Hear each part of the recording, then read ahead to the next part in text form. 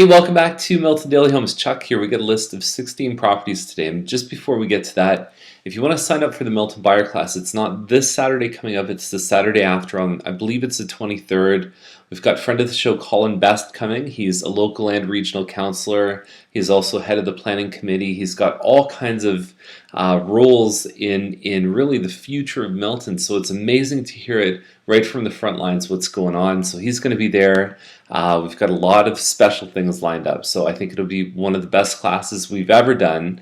And I'll also put a link down below to a video that Colin and I did probably like a year and a half ago about the future of Milton, what's happening with development, and it's amazing to see how some of that has already come true, and then obviously we're looking even further ahead. So it's a bit of a long video, but it is fantastic, and it's right down below.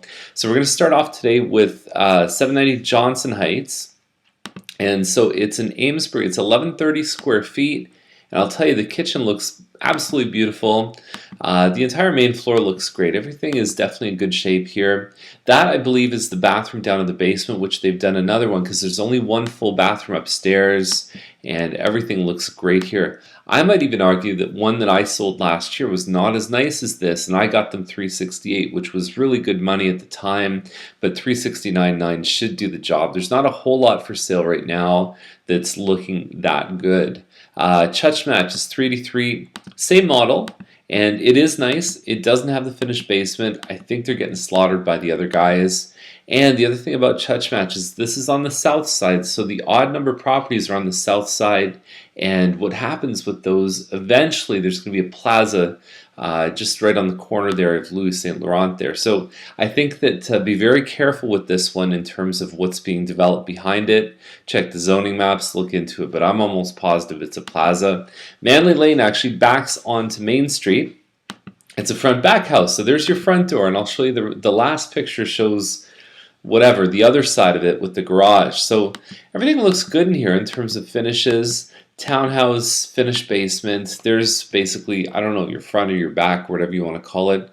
Not my favorite location in terms of the busyness of the road and even the way it's set up with the two doors.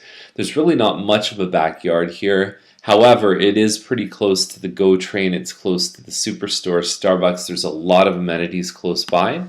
And so for that, I think people get into them. But 384 seems pretty good. It's one of the larger models.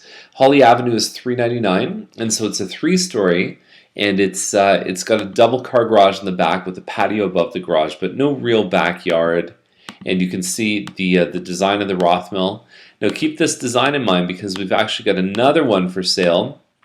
End unit at 407, and by the way, both of these I think are playing in the right zone compared to what else we've seen sell. Although with a bit of hardwood, it would probably help their case a little bit more. So this is end unit, upgraded countertops. Yeah, they're both playing in the game for sure. They're definitely in the range of where I would expect them to sell. Murray Meadows is 424.9. We've got a townhouse here. And I don't know what they're trying to do with the pictures here. And I understand that photographing a big empty room isn't always the best thing, but there's 3 shots of the bathroom, including 2 shots of one of the cabinets. Bizarre to me, and without really showing the kitchen very much. It's fascinating. So Wedham Heights is 444, semi-detached, 4-bedroom. It's 18 something square feet. Or 17 actually, but around 18 let's call it, and it looks very nice. Now the only thing is you're going to see some of the 3-story double garage homes like we talked about on Holly just a few homes ago. That's what's right beside this one, so it almost feels like they're sort of big and ominous right beside the house. You are close to Price Chopper and the bank and a bunch of other amenities too, so you can walk to a lot of places. Bennett is 499, 888, and so I assume that's what you're looking at over across Bennett. This would be just south of the Hawthorne Village Public School, and inside looks like they've taken everything out.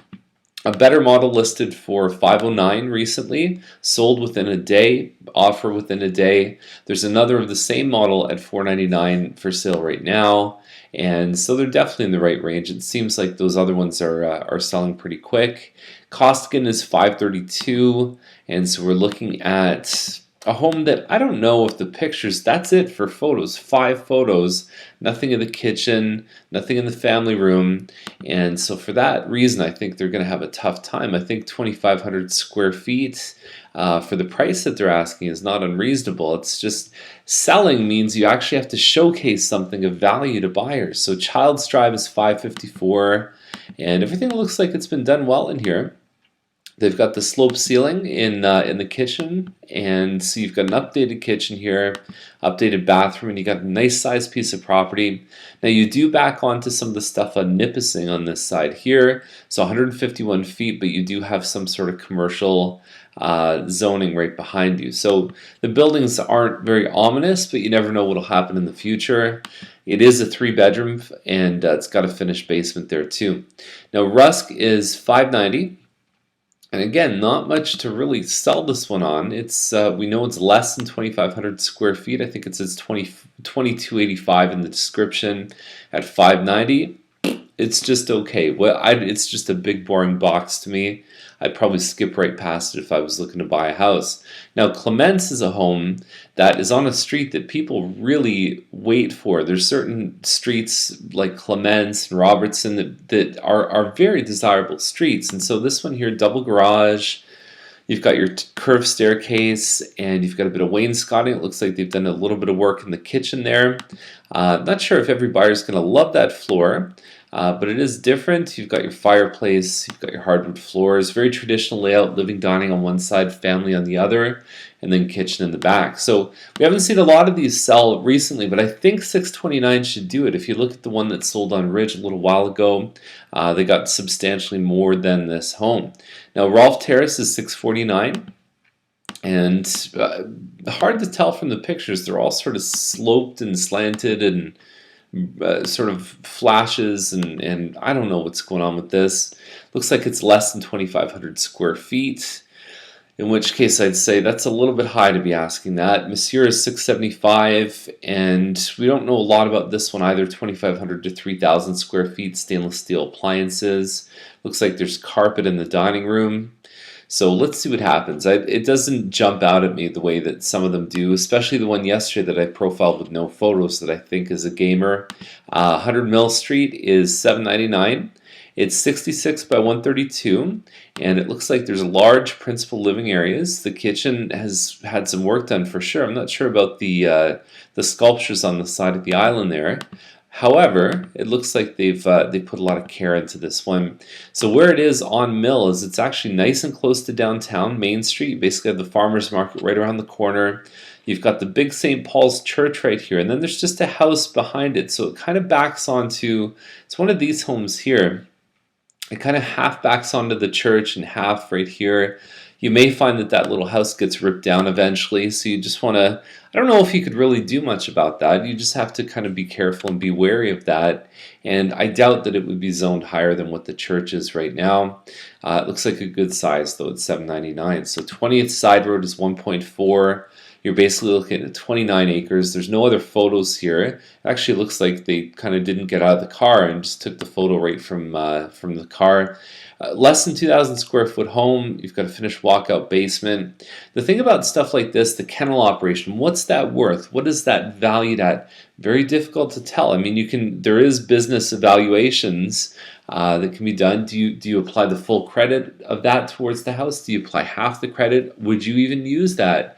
Barn, paddocks, drive sheds, things like that, typically you're not getting the money back for it, but the buyer benefits. Same as a pool, for example, where you might put a pool in for $50,000, you might only get 10 or 15 back for it. So anyway, so that's the kind of home this one is. There's no other information I have to share about it, and that's the list for today. 16 properties. Don't forget about the buyer class, and if you want to see anything in the list at all on that side from this list, let us know. We'll get you in. Okay, take care. Have a good day.